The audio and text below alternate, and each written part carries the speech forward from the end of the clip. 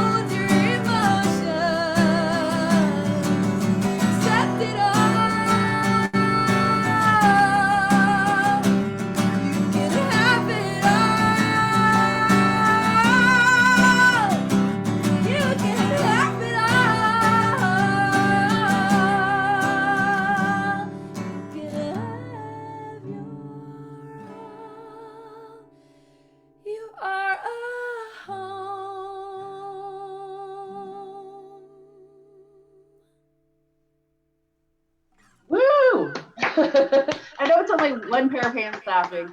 A lot of times we'll do show our appreciation that way. That was fantastic. Woo. Thank you.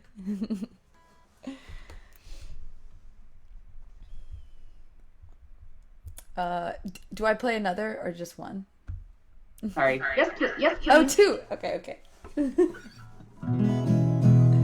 um,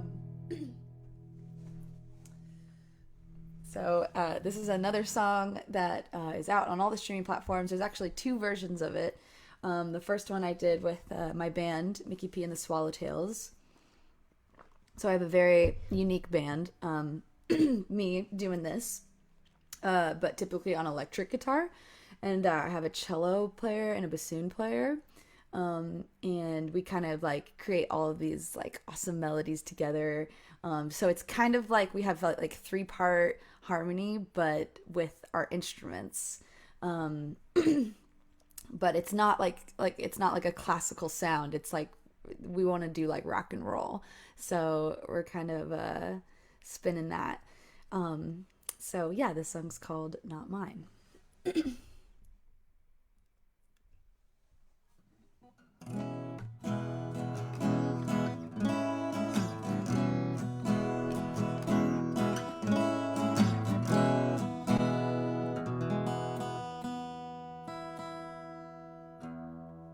Tune really quick.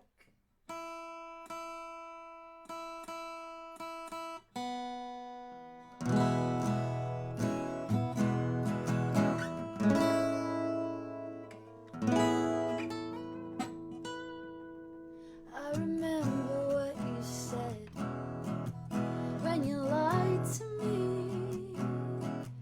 I was 16 then, and you're naive.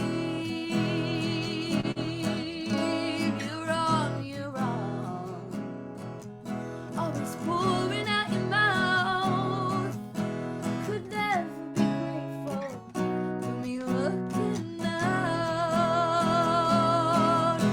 Someday, maybe you'll look back and wanna feel sorry for all the things you said and you did that hurt me.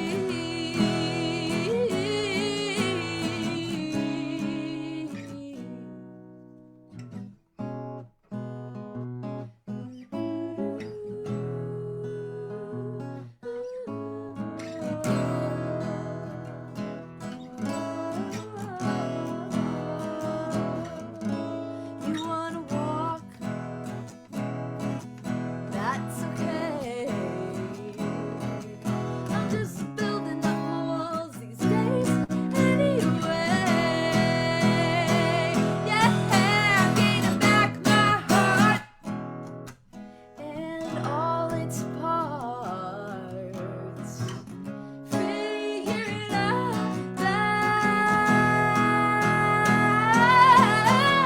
I'm grinding up wise, still slow to recognize all these parts you tore out of me. Under your care, I became more aware of your abuse of mine. It's not mine, not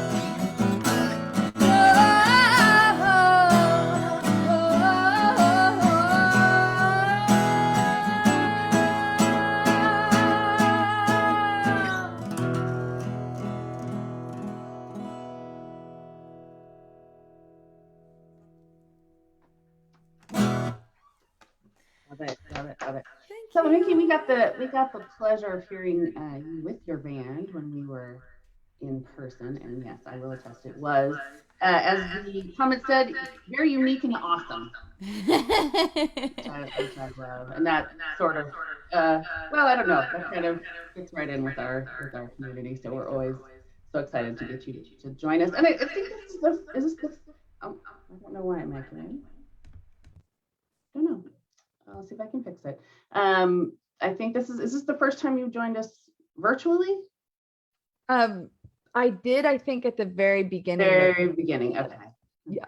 Well, it's lovely to see you again, and thank you for sharing some new music with us. We really appreciate it. Thank you for having me. And we'll chat a little bit more after the break, and I'll ask you some questions, and then we'll get to enjoy some more music from you later in our program. So thank you so much.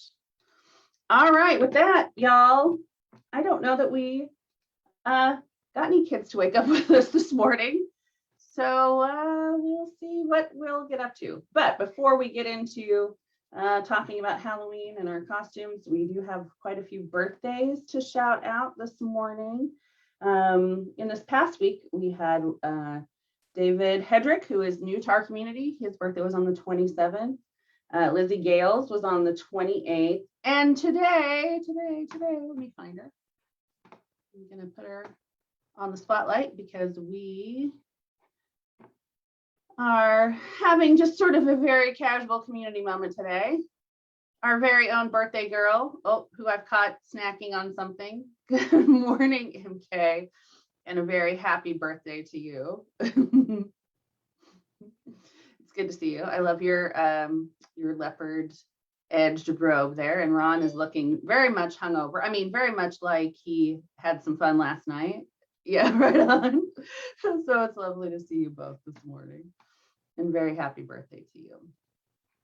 Coming up in this coming week, both on November 3rd, we have some birthday twins, I guess. Sherry Dyring and Tim Eshelman will be celebrating their birthdays on November 3rd. So if you are connected with them on social media, or any of our fine folks with birthday celebrations this week, please reach out to them. And oh boy, I see some costumes have entered the room. Here we go. We're going to go over. Good morning. So we have y'all are on mute over in the Bowling House. Let's see what's going on this morning.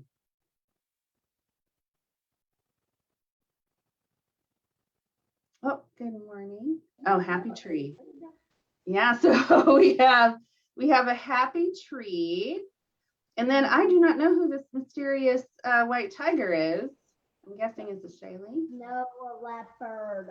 Oh, a leopard. Oh, I'm so sorry. Yes, my stripes. I got my spots and my stripes. And we have a goat? Yeah. Oh dear. Are you in fear of your sister eating you? I'm just, Yeah. Yes. I know. I have an older sibling myself. Oh, yeah. and Kayla says, chaos has commenced. Okay, Shaylee and Hayden, tell me, when you go trick-or-treating, what is your favorite, what's your favorite kind of candy that somebody has when you go to their house? What are you hoping for? Sweet tart. Sweet tart? Sweet tart. Yeah. Yeah, the sour kind or the regular kind? Sour. The regular kind. How about you, Shaylee? You got your pawing the happy tree painting. What's your favorite kind of candy to get? Buttercup. Yeah. Oh man, an excellent choice. Yeah, I'm a chocolate person myself. So do you have big trick-or-treating plans today? Anything that's Reese's or anything that's caramel. Oh, okay. Yeah, I fully support your choices. And I see that your mama is a happy tree. So I have a Bob Ross painting, and Clay is Bob Ross. Yeah, we saw Bob Ross. I saw him on Facebook, so that's fun. Happy tree. Well, I'm glad to see all of your lovely decorated faces, and I hope you get way more candy than your parents will let you eat. That's my goal for you. All right, thank you so much. Great to see everybody. Okay, I'm going to at random, we're going to scroll over here to, where is Bob? We're going to have Bob. I know you are a Young at Heart friend. We're going to spotlight you so you can tell us about your parade of costumes this week. It sounds like you've been on several Zooms. This is my fourth Zoom. Starting Tuesday, I decided to do all the Zooms in this costume. I had this ready to go for 2019. It was one thing we were going to do, and then it got canceled because it was outdoors and it was cold and snowy. Last year was COVID, so I had this costume just waiting to be used. And I thought, I'm going to do these Zooms. So this is the finale, and it's Halloween. And I kind of like to think of you as a little bit of a time traveling buccaneer here with your Jurassic background. Yeah, sure. It can't change this. It's real. It's real. It's not virtual. I got it. I'm stuck with it. It started out with this shirt. Oh, It's kind of puffy and it's gathered into the cuff. My wife made this for me in 1980 as part of my costume for a children's community theater production of Tom Sawyer. Oh wow! Okay. We had mixed cast. We had adults and children in the cast. Nice. So I played Muff Potter, and she made me two of these. One of them, they put blood all over. Oh, I was gonna say, yeah, you're the baddie in that one. He was Injun Joe did the murder. Oh, that's pinned true. it on Muff Potter. Muff Potter, okay. Yeah, and he had the blood all over his shirt, and that was incriminating. And I gave that one. It was made from different material, but this has been used in several productions in community theater, children's community. Sometimes I wore it, sometimes I loaned it out. Yeah. At one point, it got dyed this kind of light brown stuff. I asked her not to, but she did. So, I feel a community moment coming on from you, Bob. I think I'm going to recruit you to tell us, because I feel like if there's so tell us again though, for those that do not know, Bob, where are you located? Oh, I'm in Paw Paw, Illinois. Yep. So Bob is joining us from Illinois, and I've got near. the pleasure of meeting him in breakout rooms a couple times and meeting his chickens. So I would love it. Yeah, we will talk after this about maybe getting you. I'd love to have you share with the community a little more about yourself. Okay. No pressure. Sorry, this is just live. Don't expect too much thought or organization. No, we don't need it. It's all very It's very rambly. Nope, that's fine. We don't mind at all. Okay, Sarah, I'm going to pick on you since your hair is blue. Good morning. Do you have your thing costume on? You're muted. Yes. So. Yes. Oh, you do have it on. Okay, you do have it on. No, I guess. Sarah. Sarah is saying one. That's delightful. And you don't have, I don't think you have your dramatic your eyebrows are not quite as dramatic as last night. Oh, yes, they are. And is there a thing too, or you are the only thing? I'm the only thing. You're the only thing. That's fair. I am the only thing. And I took my eyelashes off because they were not staying on anyway. So. Yeah. Well, lovely. Thank you. Thank you so much for letting me, make you my target. Let's see. Who else do I want to pick on? Here we're going to just in a quick introduction, we're going to go over to our featured speaker real quick. And we're just going to talk about your costume right now. We don't want to have spoilers for the rest of the program. But as you can see here, this is Kevin and Beth Ann will be speaking to us later this morning. And if you can see their last name, it is Bligh. And so he said he had a captain's hat. And I'm like, well, of course, you're going to have to put that. You'll have to put that on. So this is Captain and Madam Bligh this morning. And we're so pleased that you can join us. We'll get to talk to you here in just a little bit. Oh, okay. Let's talk about my costume. I'm what can I say? Oh, Captain and Tennille. Oh, wow. That's for all of us over 40 in the room, that reference, but I love it. Okay, so let's talk about my costume. As you guys know, this is Halloween. You know, everything is something number 15 for me. So this is Halloween number 15. This is my second costume. Last night I was a banana, which is the most terrifying thing in the world to me because I do not like bananas. I do not like their taste, texture, smell, or just general attitude. I find it troubling. So I was kind of a banana that had gone bad last night. This costume, however, I was invited to a party last weekend that was the theme of it was Circus of the Supernatural. So this is my interpretation. In the dresses, there is just a long dress that's orange. This is my interpretation of a phoenix. So something I strongly identify with and even have a tattoo of on my back. So this is my homage to a phoenix, I guess. All right, so we are not oh, no, that's not true. Here's what we're gonna do. I just decided in the last 3 minutes, here's what we're gonna do. We are going to do 10, well, if I can get it to do it. We're gonna do 10 trivia questions. And who can help me keep score? Sarah, can you help me keep score? Can you look in the chat? Okay. So we're going to do 10 trivia questions. Whoever gets the most right will win your choice. I just decided of a piece of Oasis swag, anything that we have in storage of swag. You let us know what you'd like if you're the winner, and we will get that out to you. Okay, so here is the first question. Before jack-o'-lanterns were carved as pumpkins, and you're going to just put your answers over in the chat. Before jack-o'-lanterns were carved as pumpkins, what other root vegetable was commonly used? Oh, Stephanie. Which of our Stephanie? Yep, Stephanie C. answered correctly. Turnips. Wow, delicious. I guess that's probably because we're like, I don't really want to eat turnips again today. What else can I do with this turnip? Okay, great. Here's one.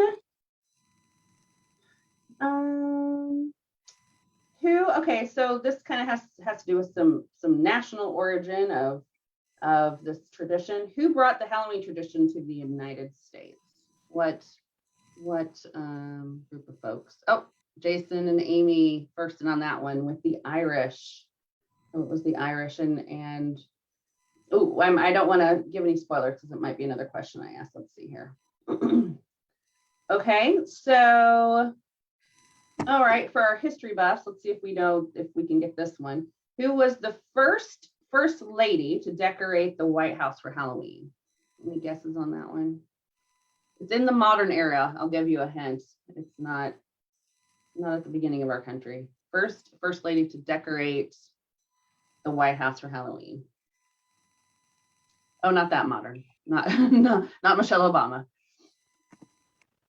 Let's think about, let's say, someone in the 50s or 60s.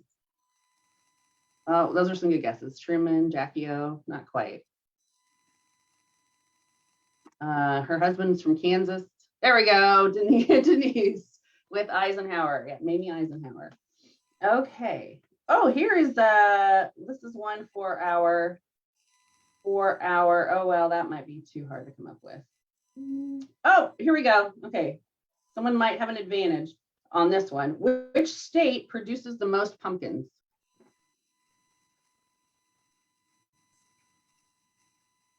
Oh, Bob got it. Sorry, Bob, that was sort of a gimme to you. Illinois is the correct answer. Illinois produces the most pumpkins. All right. Oh, this is one we're probably going to get. Halloween is the second most commercial holiday in the United States. Which holiday is number one? Christmas. Yep, Stephanie fast in there again with the answer for the most commercial holiday, Christmas. No surprise there. All right. So, okay, here's something for our literary folks. Which story originated the Headless Horseman?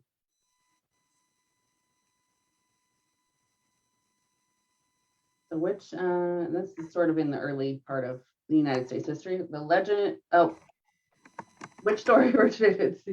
There you go. Russ and Sarah with Legend of Sleepy Hollow. Fantastic. Okay, let's see what else we got. All right, we're going to switch to movies. Oh, here's kind of a fun one. Let's see if you guys know this little bit of Halloween movie trivia. The Michael Myers mask in Halloween, they had to pick a mask that already exists because the studio didn't have a budget. So what mask of a famous actor is actually used for Michael Myers? Yeah, Bob got that one too. William Shatner. That's actually a William Shatner Star Trek mask that Michael Myers wears. Okay, let's see here. Oh, what colors are Freddy Krueger's shirt in A Nightmare on Elm Street? Anyone remember? I didn't get to watch that kind of movie when I was a kid. I'm not sure that I know. We're getting one of the colors right, but not quite. We're not quite there yet. So red is one of the colors, but it's red and something that goes with our popular, most commercial holiday. That's a hint. Still not quite there. What goes with our most commercial holiday? No. Yep, red and green. All right, Sarah, red and green. Good job. Okay. Okay, what is, oh, here's a good one. And the Bollinger kids did not pick this as their favorite, but who knows? What is the most popular Halloween candy in America? No, it's something the kids didn't pick. And the next hint is it's not chocolate, which shocks me. I feel shocked by that, but no, not candy corn. Candy corn is, well, there's a lot of opinions about candy corn. Nope, not pop. Oh, Skittles. All right, our guests, featured speakers, got the correct answer. It is Skittles. Fantastic. Okay, let's see. All right, I think I've run out. I think I skipped too many, but anyway. Here is, I'll just go with a couple of fun facts. So Sarah, we will work on giving away a lot of merch. And the Blighs, if you could please favor us with your address, we'll send something. We'd love to send something to you if you'd like to have. Oh, we need a tiebreaker. Oh, okay. So who's tied? Sarah. Bob and Stephanie. All right, Bob and Stephanie. Okay, so this question is just for Bob and Stephanie. Let's see here. Let me scroll up here. Just something a little more generic. Oh, okay, here we go. So this might be right in our wheelhouse. What is another name for the day after Halloween, November 1st? Bob and Stephanie, what is another name for the day after Halloween?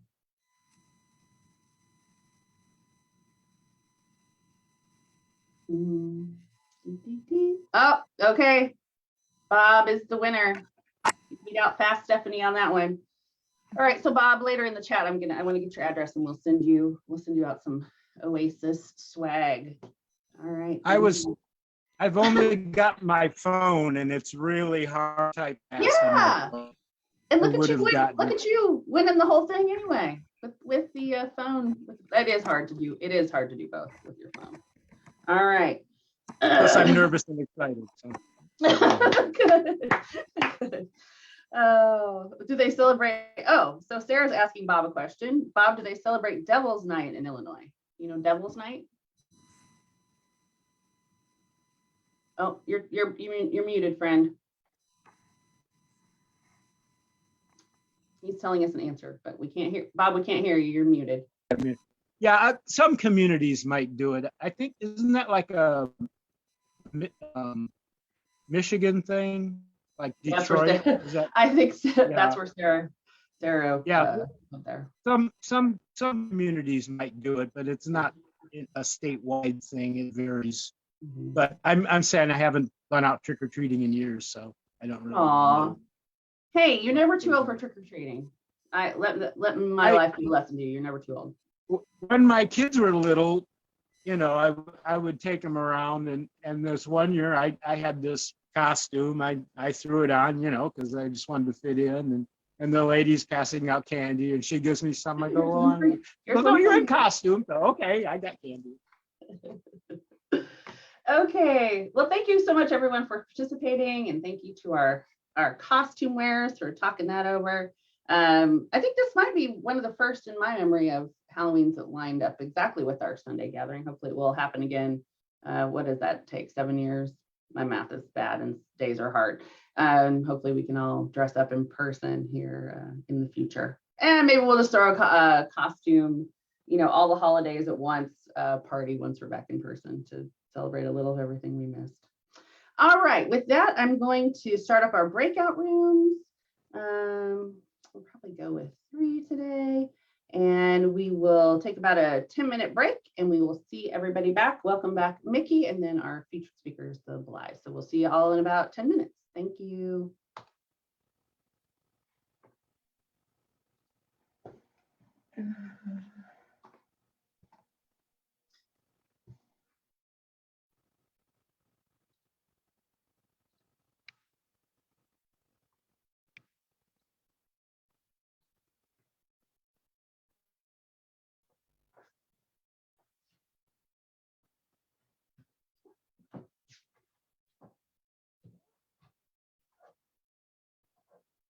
Hey Siri, set a timer for 10 minutes.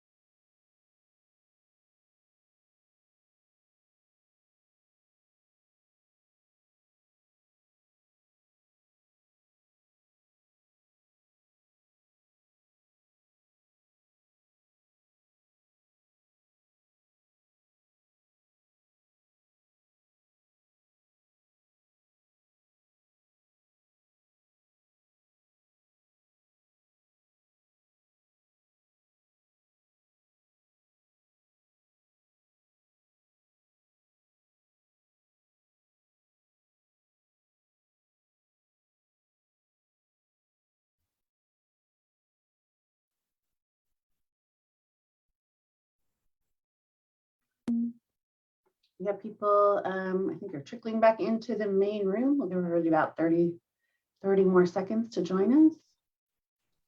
All right. So, Mickey, again, so happy that you could join us this morning. I'll let you tune away, but while you're doing that, before we get started with your next song, I always like to ask our musical guest to tell me a little bit about how they got started in music, maybe what some of your earliest musical influences are. So I grew up in a private Catholic school, and I sang in the church choir. And I started taking guitar lessons from the music director. She played piano, she played guitar, she sang. She's kind of like, like she All did the things, yeah. Yeah. And she started giving guitar lessons for like $5. Like it was something ridiculously like just accessible. And there was like 5 or 6 of us that took guitar lessons, and I just remember really running with it and like practicing all the time. And around the same time that I started playing guitar, I watched the movie Across the Universe, which is a movie that like is based around the Beatles music, and like characters and everything. And then I discovered that the Beatles were like a real thing, and I was like, wait, this music has been around. I was just like blown away and like totally sucked in. And so I would just like learn all these Beatles songs. And then the video game Rock Band came out, and I was a drummer for like 7 years after that. I kind of put away guitar for a while, and I was just like, I'm be a drummer. And so in high school, I started a band called American Slim, and I played with them from my freshman year of high school to like 2017, I think was our last year together. So that was my first experience writing songs, and I was the drummer in the band, and I would sing, and we did an album. So that was my first album ever. Yeah. So do you have a favorite drummer? I mean, nowadays I don't really know. Yeah. I have a really hard time like picking favorites, but growing up, my favorite drummer was Keith Moon. Yeah. Oh yeah. And I just loved his full body. Yeah, I was gonna say that full body. Yeah, that is like, I love playing that passionately. So like he really kind of, I was like, whoa, knock everything over at the end. Yeah, no. Yeah, I wasn't that that dramatic, but like he's definitely like, whoa, that like, you can take it that far. Yeah. So yeah. Okay, well, thank you so much for sharing that with us. I always love to hear everybody's backstory and how they made it to us to today. So with that, we'll have you take it away. Thank you, Mickey. Yeah, thank you. So this is a song called Rose Garden. I released it in 2020 with my band Mickey P and the Swallowtails.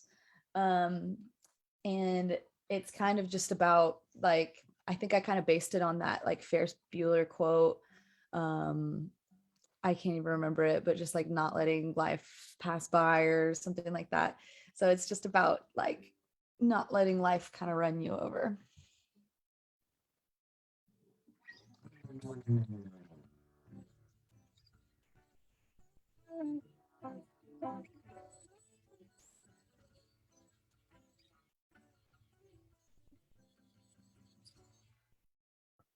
I'm going to interrupt just a second, Mickey. I can't hear your guitar. Make sure you flip back to the enable original sound. Let me do that. Okay, I'll start over. Okay, round 2.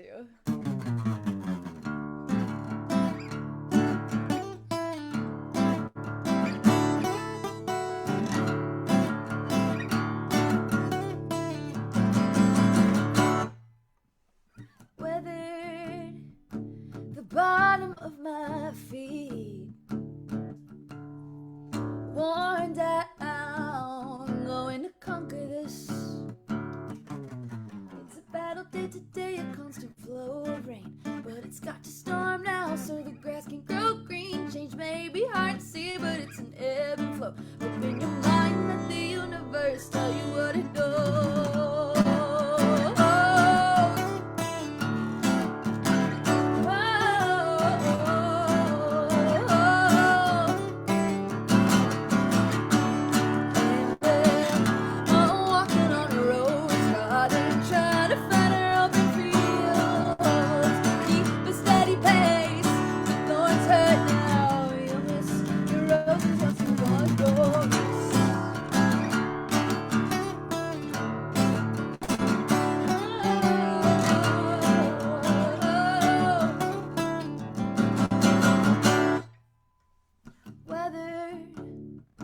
My mind is at capacity,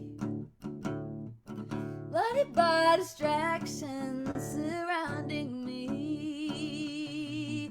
The truth is deceiving, but it's simple and plain. We have all the answers, yet the questions remain hidden in plain sight, right in front of your face. It gets easier once you can admit that you've lost your way.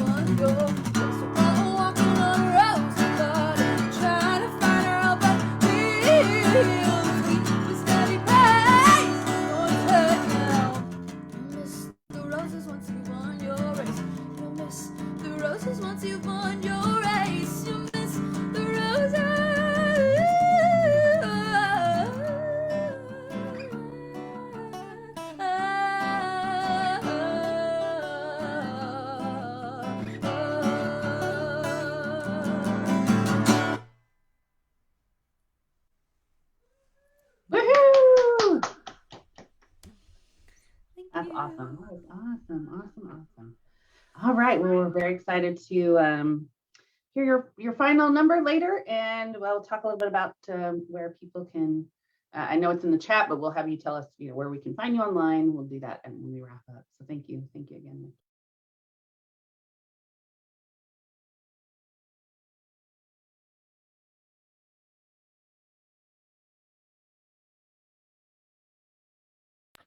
You're muted, Julie.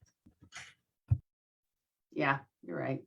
I only do this all day, every day I'm on Zoom. But anyway, yeah, back to this disturbing look. It was hard enough to see through the mask, but then also with my red contacts, we went ahead and switched to this. So with that, we are going to change our spotlight over here to our featured speakers as I get ready for their introduction. Here we go. This morning, we're going to be talking to Beth Ann and Kevin Bligh, the founders of the Crayon Project. They're based out of Bridgewater, Massachusetts.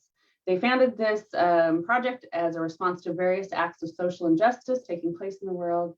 So instead of sitting idly by, they decided to start this project focusing on the small act of buying multicultural crayons, markers, and colored pencils for schools and nonprofit organizations they were familiar with within their local community. As friends and family started to learn more, the outreach broadened. In just a few short months, the Crayon Project grew from a grassroots organization to a fully recognized 501c3 nonprofit organization. Their mission is to reinforce that hatred is not inherited, it is something that is learned. And it's time that we as a society reinforce with children that it doesn't matter what skin color you are a human being and worthy of respect and dignity. Through the generosity of individual donors chipping in donations, small and large, to businesses that have rallied around the mission of the Crayon Project, they have been able to continue to spread their message across the United States. So with that, we will have the Blighs take it away, talk a little bit about their project, how they got started, how they've grown, and let's give them a warm Oasis welcome. Thank you. Thank you so much for having us. We're really excited to be on with you guys. So just a little bit about us, like Julie said, we started small. It's the two of us and our two girls. And we started it kind of as a way to explain to them, how everyone should be included and how, it doesn't matter the color of your skin. And when we saw the crayons that Crayola had come out with, it was right after everything was happening in the world, with George Floyd and just, it was like every day something new was happening. So we saw those crayons and we thought, well, we could do something with it. So we just started by packing up boxes, and like Julie said, we started locally. We have friends that teach at inner city schools in Brockton, which is a town near us or a city near us. So we started there, and then we had friends in Kentucky who knew of a school that was a mainly, in the city. So we tried to ship to them, and then it just it took off. I mean, Kevin can go into how many packages we've shipped out. You want to? Yeah, it's certainly been a true kind of grassroots effort. We never went into it with the expectation that it would be where it is today. We felt like if we could help a couple schools, maybe a couple nonprofits, by giving art supplies, that also allowed kids to feel represented in the classroom, it would be a win. And we talk with our own kids about the compounding effect of good deeds, right? It doesn't always have to be like the large, massive, major idea that is the most important. It's oftentimes very small kind of incremental gains that add up and have that compounding effect within communities. So since we've launched, which was, sometime last year, like in the summer, we've now shipped more than 1,800 care packages of multicultural art supplies to all 50 states. So we've hit at least one school in each one of the 50 states. We've also shipped to Puerto Rico, Guam, American Samoa, and a couple of the Army bases, both in Japan and in Germany as well. Those 1,800 care packages, as Beth Ann alluded to, we have a nice assembly line at the dinner table, and we've gotten really good in terms of packing the boxes as a family, but it allows us an opportunity to be able to give back. And the way that we get our requests, teachers, nonprofit organizations find our form on our website, which is thecrayonproject.org, fill out a questionnaire and request, that their school be considered for a care package of these multicultural art supplies. It's important to note, all of our funds go directly into every single care package that we pack. Beth Ann and I both are employed full-time. I work for an insurance company. Beth Ann is working within the school district here in town. And it's a true volunteer effort. We don't get support from, crayon manufacturers or, marker manufacturers or anything. Everything that we fundraise goes directly right back into, the care packages. So 1,800 care packages is a lot.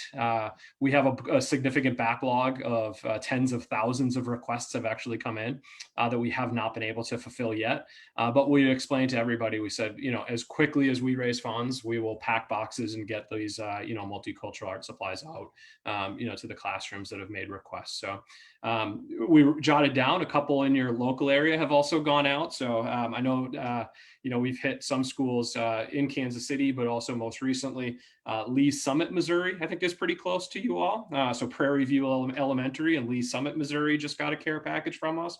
Reach Out and Read, which is a nonprofit organization in Kansas City, Missouri. They received a care package from us.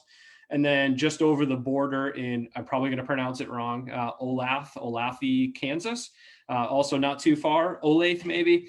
KidCraft is a nonprofit organization, or KindCraft is a nonprofit organization there doing some pretty awesome work that requested a care package from us.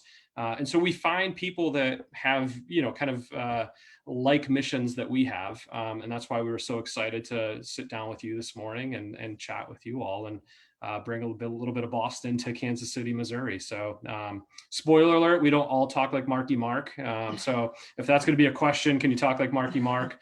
It only comes out if we're in like an Irish pub in downtown Boston. But we're happy to spend some time and ask as many questions as you would like. All right, well, I'm going to come off mute now. I will get on screen with you. Sorry, I know it's disturbing, but I enjoy it. Yeah, Olathe. I think we have some Olathe friends there. Wait, it's an appropriated it's an appropriated word. So I mean, none of us are native to there, right? So, okay, I have several questions. I usually start because I always have lots of questions. First of all, just because I'm nosy, what are the ages of your daughters? How old are your daughters? Our oldest is 13 and then the youngest is 10.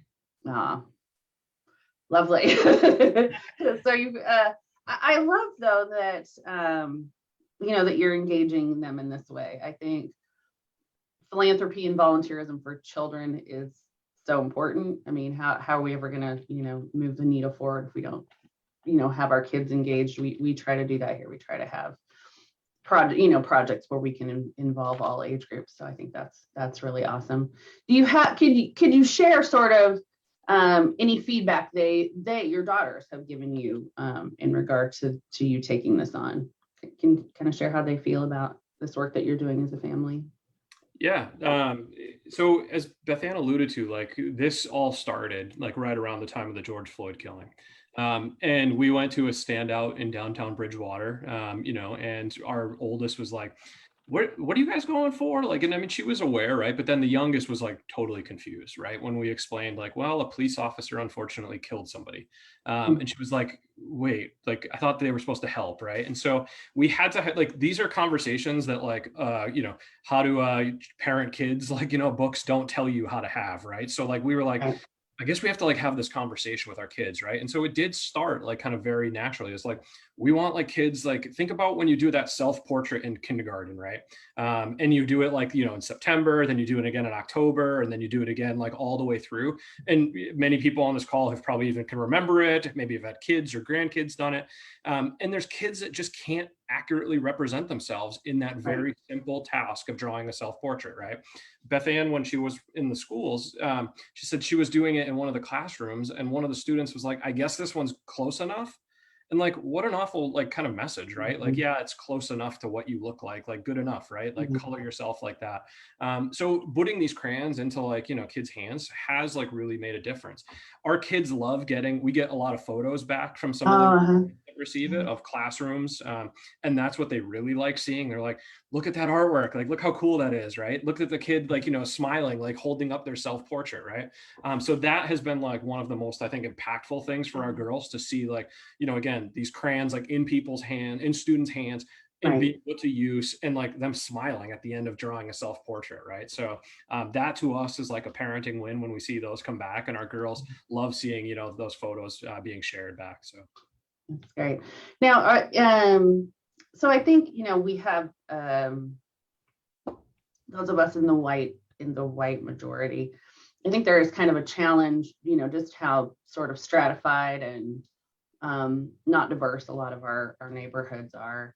I think I would love to see this sort of thing as a children's. I mean, like, how do we spread the message? We understand the impact that it's having on children of color, but like, I'm just always thinking, how do we try to get the message into the hands of white children that might not understand the same experience? So I think that's interesting. But we'll go to a question. That's just me philosophizing. Sorry. Somebody asks, through what methods do you get the word out regarding your program and your project? Well, we're on Facebook, Twitter, Instagram, any social media we can get on. We're always spreading the word. That's the majority of it is through social media. And, what started out as just word of mouth and just locally around here has grown, immensely. So just keep trying to spread the word. Yeah. When we started, we would ask people, like, how did you hear of us? And they're like, oh, right. Yeah. Like, we had like a teacher friend that's in like Massachusetts that we went to a conference with in Florida. Tell us about it. Right. And then it was like, okay, so then how did the next person? And they're like, well, I saw it on like Twitter. Somebody shared a photo. And so it really was like, you hear about things going quote unquote viral. We're not Kardashians or anything but we certainly like have benefited from the value of social media in terms of like that messaging being shared. Yeah, right. And that's the kind of messages ideally that social media shares. Unfortunately, we have a lot coming the other direction, not so favorable, but that's really great. And now we will, so with that, can you just briefly, I think it maybe is in your introduction online, but what is your, for people watching this on Facebook Live, what's your website? What's the way that people can engage with you? Sure. Yeah. So our website is www.thecrayonproject.org. Okay. On the website, you'll find links to all of our social media accounts on Facebook, on Twitter, and on Instagram. We're also on LinkedIn. If people want to go on LinkedIn, we're also out there. And there's opportunities to request care packages on our website, as well as make a donation on our website. And as you alluded to, we are a fully recognized 501c3 nonprofit. And so all donations made to the Crayon Project are tax deductible. Okay. I just had a brainwave. We have a corporate giving. We have a corporate giving structure at work where the company, for any recognized 501c3, if you you can make a donation and our company will match that. So maybe that's another idea, folks. If you have corporate matching, maybe you could direct a portion of your funds to the Crayon Project. That's, I think, just a real easy way to double the benefit of your giving is if you have corporate match. So it looks like Jason has posted in the link your website and also ways that people can donate. Yeah. So a question from Jason is, how do you find individual colors of crayons or markers without getting all the colors that come in a pre-packaged pack, or can you? Yep. So there's different manufacturers that we purchase our crayons from. Some of them have packages of just skin tone colors. One major manufacturer, some smaller manufacturers we purchase from as well. And we buy usually through a variety of different, office supply stores or or educator support stores, wherever we can find the best deal. There is one really great organization that we were able to support, and it's called Bellen's More Than Peach. Bellen is a young, I believe she was 9 years old when she started the organization. But Bellen she is Black, and she said, I want to create crayons that look like me. This was a few years ago. So her mom and her started up this organization. We've been able to purchase some crayons from that organization as well to help support that nonprofit and Bellen's kind of mission of creating her own brand. And those have gone out to some classrooms as well. So wherever we can find, true multicultural crayon packages, we will send. We have done some care packages with like some businesses who said, I want to also send like glue sticks or other markers and scissors and just art supplies. And so if businesses want to do like, care package requests with us, we can get them the multicultural crayons, and then they can support it with other supplies. What's mind-blowing to us at times is that some of the request forms that we get in, like we would love to be able to fulfill every single request form that comes in.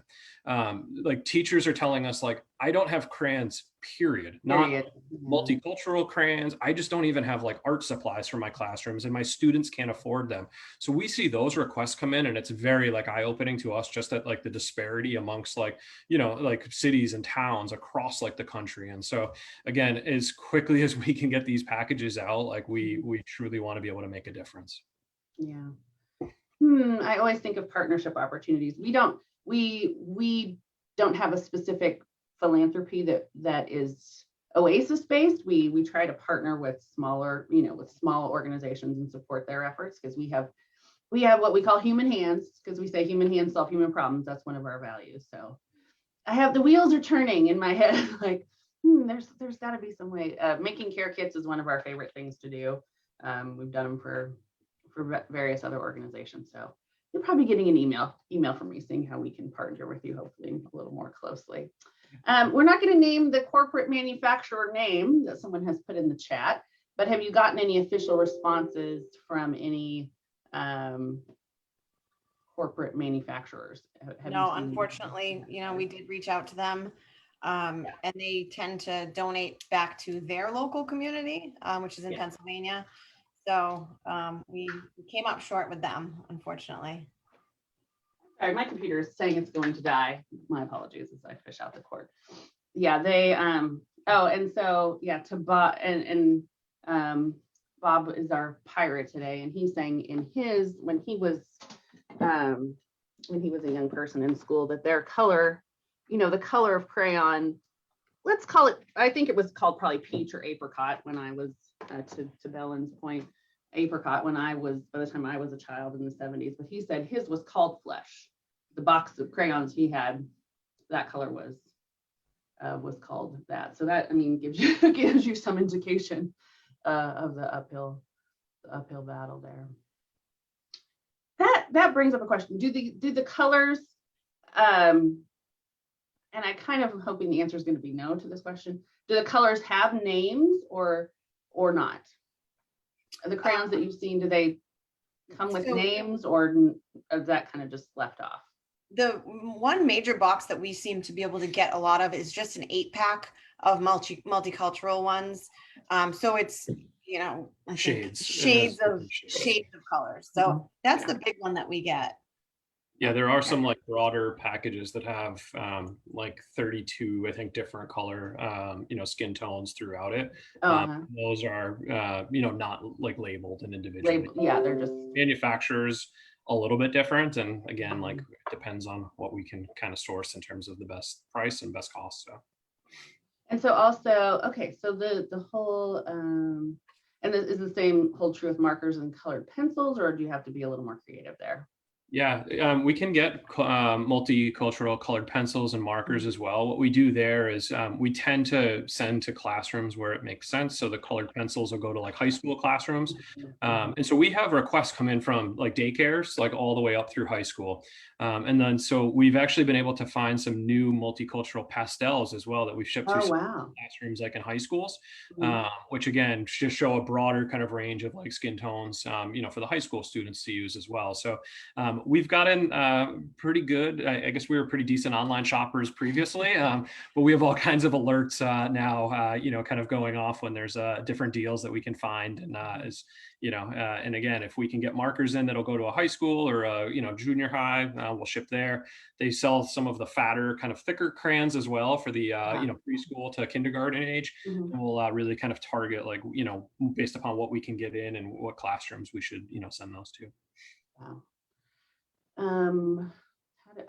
So somebody's asking me. I'm not sure that I know. Who from Oasis reached out to you? That's the question somebody has. How did we contact you? It was, I forget the name. Is it Nikki, or it might be our board president? I think it was Nikki. Yes, that sounds correct. Well, and Nikki, they are a high school teacher. Gotcha. So I don't know if, as you're talking about word of mouth and social media, I have a feeling that perhaps they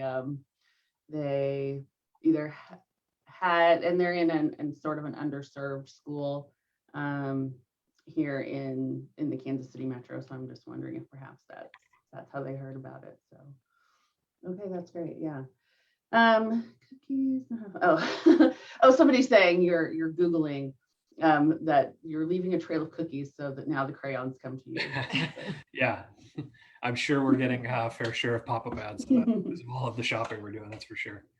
That's great. So let's talk a little bit about, your hopes and dreams. Where do you hope? I mean, like, what is sort of your hope for where this organization goes next? Honestly, as long as the donations keep coming in, we can keep sending crayons out. So we had no idea that it would go as long as it has. Yeah. As long as we can keep getting donations, we'll keep sending the crayons out. Yeah, I mean, on our website, we have this like aspiration of like every classroom should have these art supplies within them, right? Like across the country. We understand that's like a lofty aspiration for a team. Sure.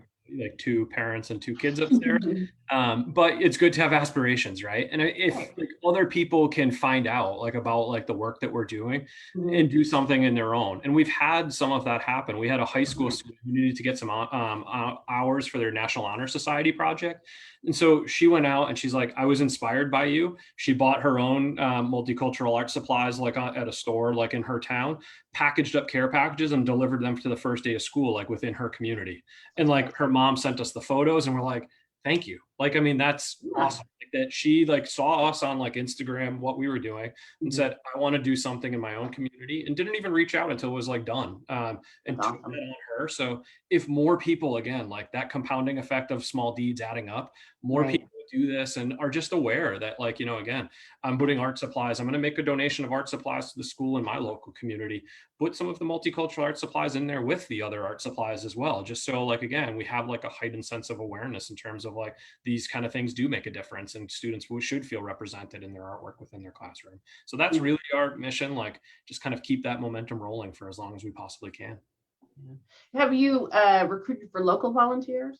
I know it's COVID time, so that makes it tricky.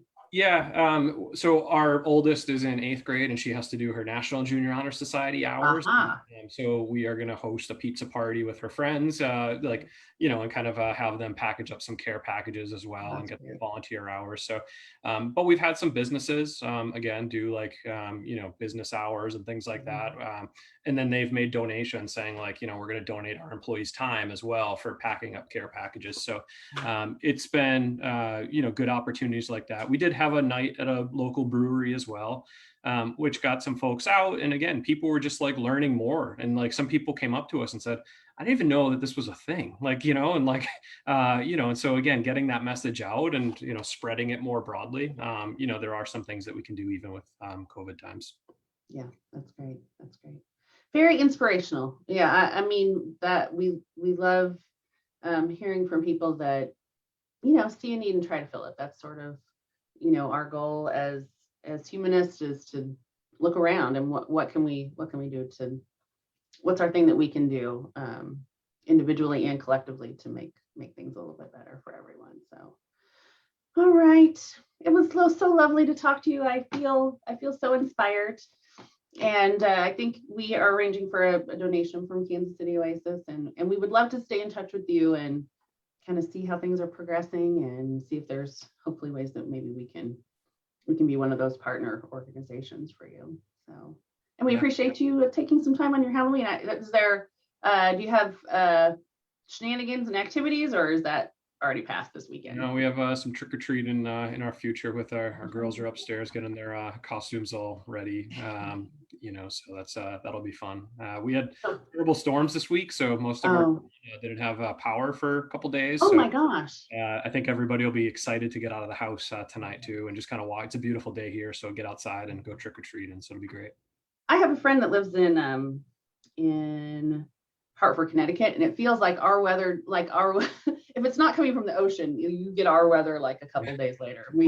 We had nothing but rain for like 3 days, and then of course a beautiful day yesterday. So yeah, hopefully you got the benefit of that. And what are their costumes? No spoilers, but if you can tell us. One is a hippie and the other one is half angel, half devil. Oh boy, she has come to the right place. We should have had you bring them down for the costume event. All right. Well, Kevin and Beth Ann, thank you so much for joining us. And I'm sure that the people that got to meet with you in the breakout rooms enjoyed that as well. And hey, we're here, same bat time, same bat channel every week. If you ever, want to drop by and visit your new Kansas City friends. Yeah. So. No, thank you all for hosting us. I mean, this has been awesome. We were on your website kind of reading up about everything that you all are doing too. So keep up the great work on your end too. Very inspiring as well. And thanks for sharing some time with us. Okay, we appreciate it. All right, so there are our featured speakers today from the Crayon Project. Please take some time, take a look at their website, think about ways that maybe you would be willing to help and donate, and we will keep tabs on them and checking in on them.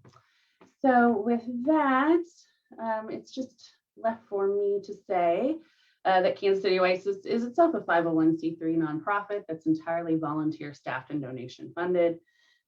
This Sunday program is just part of our programming around education, inspirational and motivational speakers that really are trying to make positive changes in the world. So if you appreciate what you've seen and heard, you can go to our website as well, kcoasis.org, and there'll be a donate button at the top of the homepage. And so with that, we will turn it over to Mickey P to play us out for the day. I'm going to hear her final song. Before you start, in the links again were your social media, but maybe you could tell us where we can see you here in the local area, maybe in the next couple of weeks or months. Yeah.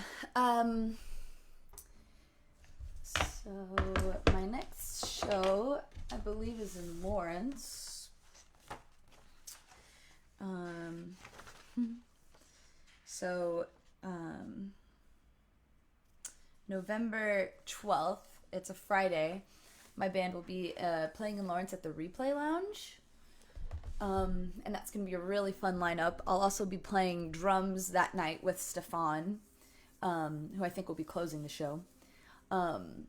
So that's our next show. And you can also catch me playing with a band called Sisterbot, which is my friend Addie Dancy's project. I played drums in their band, and we have a show December 10th at the Arts Asylum.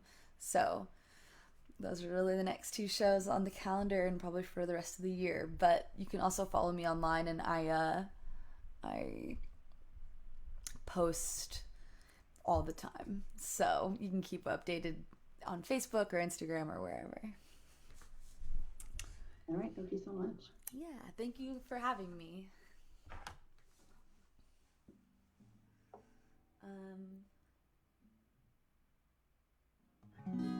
So my last song is kind of my anthem right now, and it's called Take It Slow. The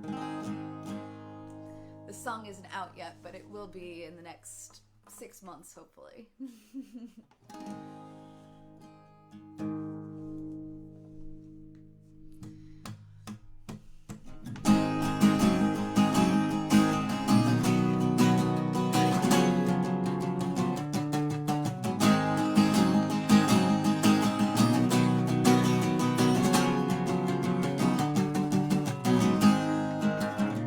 I drive mild and slow,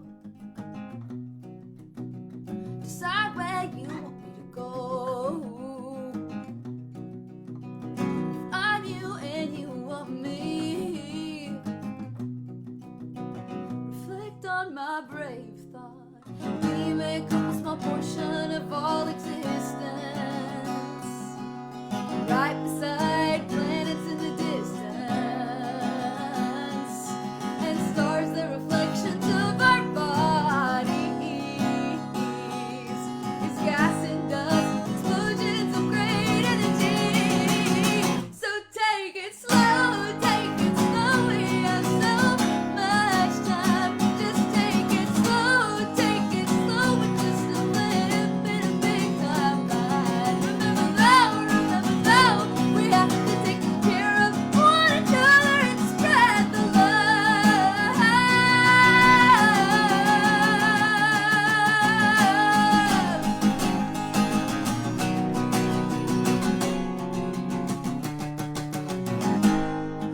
I see the pain, I've walked your road. The weight is such a heavy load, and out your door the world still spins. There's no starting over again. Just because you didn't choose this reality doesn't mean that you can't win. And just because you're not fast enough doesn't mean you don't fit in. If you stop listening to yourself,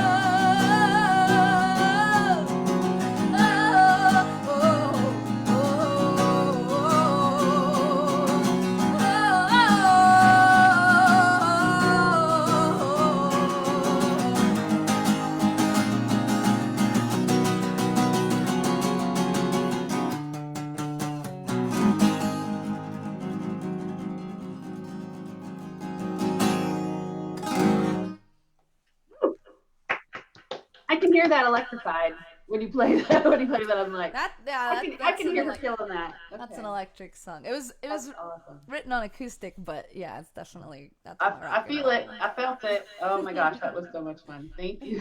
Thank you so much. Thank you so much for having me. Okay. All right, with that, everyone, it is my pleasure to bring this day to a close.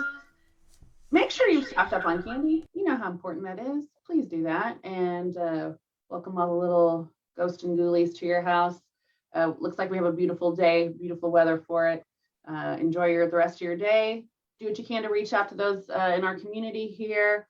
Help us all stay connected until we are in person again. And with that, I'm Julie Samuel Westman, and it's been my pleasure to be your host, and we will see you all next week. Thank you so much. Um,